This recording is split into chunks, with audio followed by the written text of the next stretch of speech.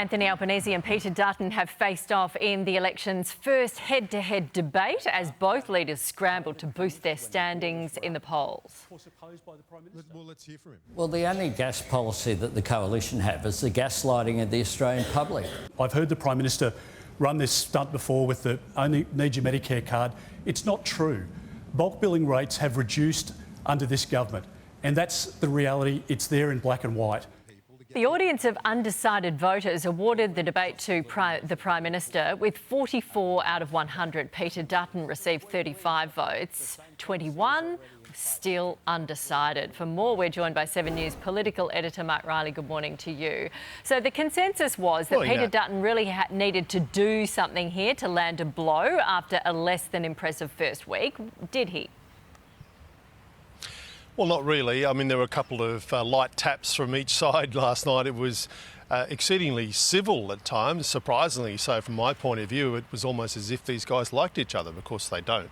But it was interesting. I think both of them wanted to be across their detail and prove that. I mean, for a voter's point of view, be pretty happy that you've got two leaders of substance here who are across their briefs and do know the detail, are empathetic. They disagree on a lot of policy, and what we heard last night was basically a recitation of a lot of the contact we've had in the Parliament over the past year, but no knockout blow. Nobody really slipped up. And in those circumstances, opposition leaders should really win debates because there's a lot to lose for a Prime Minister. It's a moment where the opposition leader, a rare moment, gets equal standing with the Prime Minister, and Peter Dutton didn't win that debate last night. Anthony Albanese did, but they both did quite well. OK, so cost of living big on most people's minds. The fuel excise that Dutton's promising, the tax cuts that Albo's promising. What do you think is cutting through?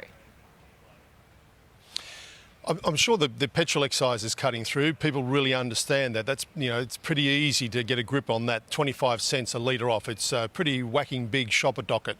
It's only for a year though, and it's going to cost $6 billion. The problem with that is that to fund it, or partially to fund it, Peter Dutton will be pulling out other supports that are in the system. So your $700 a year energy rebate will come off. So, and in place of that, you'll get $25 through the petrol pump. You either get it through the socket in the wall or you get it through the petrol pump at the service station. They're both offering these cash inducements essentially for voters because they're not, that is not structural reform. That is not going to set up the economy in a better way for the years to come. It's just about the next year and to make people like them essentially. So, it's tit for tat really. And when you average it out, I guess Labor's offering more in terms of cash, but also in structural reform than the coalition, although now we've got Peter Dutton's gas policy.